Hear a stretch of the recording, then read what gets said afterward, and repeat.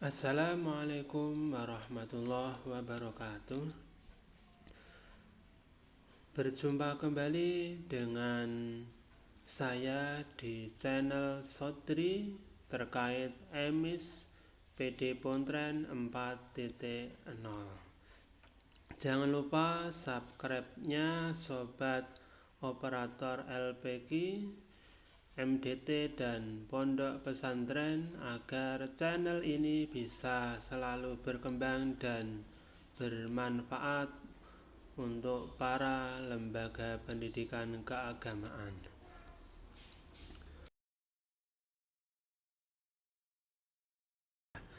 Pada kesempatan saat ini saya akan menjelaskan tutorial tentang update data santri yang saat ini menjadi bahan pertanyaan. Bagaimana cara update data santri pada emis versi 4.0 bagi LPG, MDT, dan pondok pesantren yang banyak berkomentar kenapa di emis 4.0 ini pada dashboard emis lembaga santri masih tampil 0. Karena apa? Mari kita simak bersama tutorial cara update data santri yang pernah kita edit atau kita masukkan di emis versi lama. Selamat menyimak tutorial pada channel saya ini. Semoga bisa membantu para sobat operator PD Pontren semua. Yang pertama adalah kita masuk ke tampilan emis versi 4.0. Kita masukkan link atau alamat emis.kemenak.go.id. Selanjutnya kita login pada emis versi 4.0 kali ini. Tampilan login emis 4.0 seperti biasa. Yang pertama kita masukkan email. Yang selanjutnya kita masukkan password. Dan jangan lupa kita centang kapta atau saya bukan robot. Selanjutnya klik login. Maka kita akan masuk ke dashboard emis versi 4.0 seperti tampilan di layar. Nah, yang menjadikan bahan pertanyaan adalah dashboard ini kok santrinya 0 kenapa? Padahal di emis lama sudah kita masukkan. Karena pada emis 4.0 ini ada pelengkap pada fitur kelengkapan data santri atau detail data santri. Mari kita klik menu data santri di kanan atau di kiri menu data santri, yaitu santri ada dua, yaitu data santri dan akademik. Lah, ini sobat operator pada daftar santri sudah terdata ada 33 santri, padahal di dashboard ada 0. Kenapa? Karena belum lengkapnya data yang ada di dalamnya. Ya. Setelah kita masuk ke daftar santri, di sini muncul beberapa nama yang waktu lalu atau semester lalu sudah kita masukkan di daftar santri. Bagaimana caranya? Kita klik saja daftar santri. Selanjutnya kita ubah data. Klik ubah data. Nama yang akan kita lengkapi atau kita ubah datanya. Nah, setelah kita klik ubah data, maka akan muncul detail daftar santri. Semisal di sini adalah Arkana Rifki Al-Fatan. Nah, kita klik saja menu data santri. Maka di sini akan ada kolom nama lengkap, NISN, NISM. ada beberapa kolom yang sudah muncul otomatis dari data lama. Nah, yang perlu kita lengkapi adalah kewarganegaraan, atau kita cek kolom yang ada tanda bintang merah, maka itu wajib kita lengkapi atau isi ulang. Ada daftar kewarganegaraan, kita pilih yang tanda panah ke bawah itu kita pilih. Setelah itu ada NIK, ada tempat lahir, tanggal lahir, jenis kelamin. Kita ikuti apa yang ada di masing-masing kolom. Ya. Lanjutnya ada nomor handphone. Kalau kita menghendaki untuk diisi, maka kita isi. Apabila tidak, kita centang tidak memiliki nomor handphone. Selanjutnya ada kolom alamat email santri, hobi. Selanjutnya yang membiayai sekolah. Nah, ini wajib diisi, tidak boleh kosong. Maka kita pilih, ada pilihan orang tua, wali atau orang tua asuh, tanggungan sendiri, dan lainnya. Kita pilih salah satu. Tentunya di bawahnya ada nomor KIP, ada KK, dan seterusnya. Nah, yang perlu kita isi yaitu kolom-kolom yang bertanda bintang merah. Setelah kita isi lengkap, maka di pojok kanan bawah akan muncul tombol simpan. Apabila tombol simpan berwarna hijau, maka sudah bisa kita simpan. Apabila belum berwarna hijau, maka perlu kita lengkapi atau cek kolom yang belum kita isi. Nah, maka akan ada notifikasi apakah data sudah benar. Kalau sudah, kita klik iya. Maka secara otomatis data Anda berhasil disimpan. Kita lanjut, klik tutup saja. Kita berlanjut ke menu data orang tua. Nah, di sini kolom dengan tanda bintang merah merupakan kolom yang wajib diisi. Sedangkan kolom tanpa tanda bintang merupakan kolom opsional yang tidak wajib diisi. Kita cek satu persatu, ada nama lengkap, status. Nah, di sini untuk kolom status, yaitu status orang tua masih hidup, meninggal, dan seterusnya, atau wali. Kewarganegaraan kita pilih WNI, NIK kita masukkan, tempat lahir orang tua, tanggal lahir orang tua, pendidikan terakhir, pekerjaan utama orang tua, penghasilan rata-rata per bulan.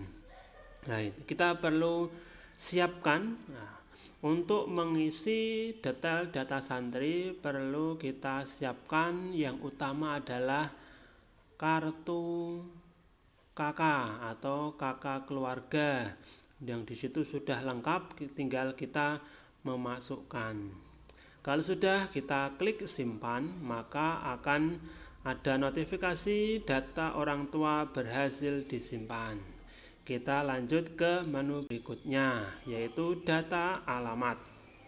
Di sini ada beberapa kolom: tempat tinggal domisili, ayah kandung. Nah, di sini kita lengkapi yang bertanda bintang merah. Nah, di sini status kepemilikan rumah, kita pilih salah satu dari beberapa pilihan. Apabila milik sendiri, kita klik sendiri. Apabila orang tua, dan seterusnya. Ada kolom provinsi, ada kolom kabupaten, kecamatan, kelurahan, RT, RW, dan seterusnya. Selanjutnya data ibu kandung. Apabila ibu kandung itu berdomisili bersama dengan ayah, maka tidak usah kita isi. Atau apabila pada ibu kandung berbeda, maka kita isikan.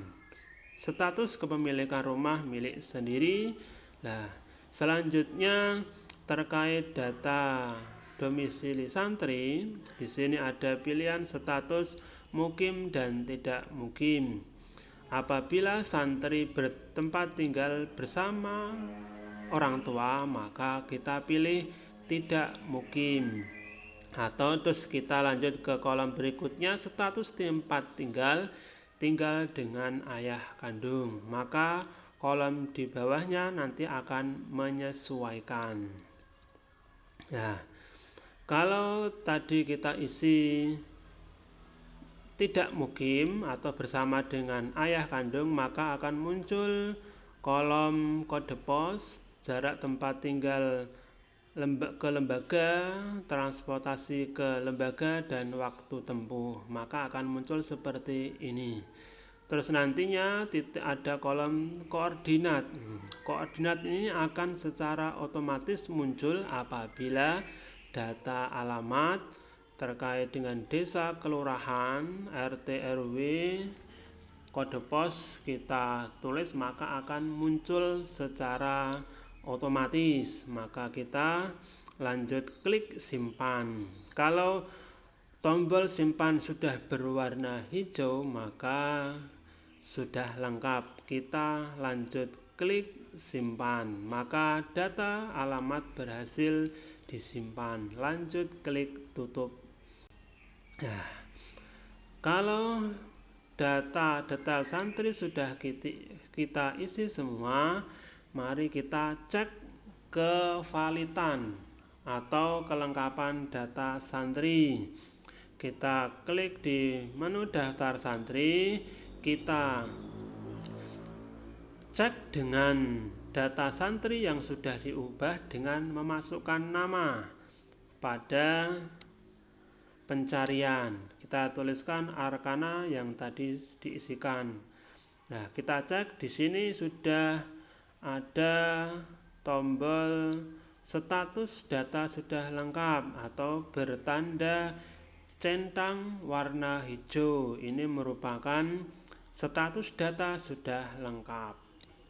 Nah, ini maka sudah dinyatakan lengkap nama dan seterusnya. Ini sudah lengkap, dinyatakan lengkap atau aktif. Tandanya aktif yaitu ada tanda centang berwarna hijau. Nah, di bawahnya ada keterangan apabila data santri masih berwarna merah atau hijau. Berwarna centang hijau menerangkan bahwa status data sudah lengkap. Apabila masih tanya berwarna merah, maka status data belum lengkap dan perlu dilengkapi. Kita lanjut ke berikutnya, detail data santri terkait dengan keaktifan belajar santri. Dicek pada aktivitas belajar. Kita cek terlebih dahulu santri tersebut atau santri yang tadi kita isikan itu aktivitas belajarnya sudah aktif atau belum.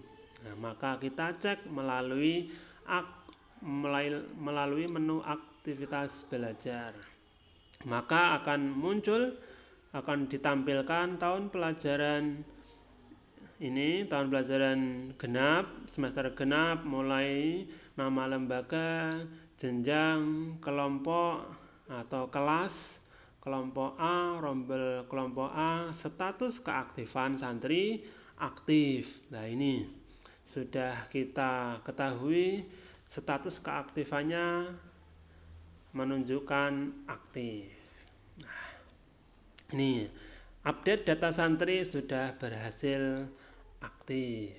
Nah, begini atau terkait dengan cara mengaktifkan data santri lama yang sudah terinput di daftar santri namun data santrinya dinyatakan belum aktif. Maka caranya seperti itu tadi, mulai dari tahap awal sampai tahap akhir.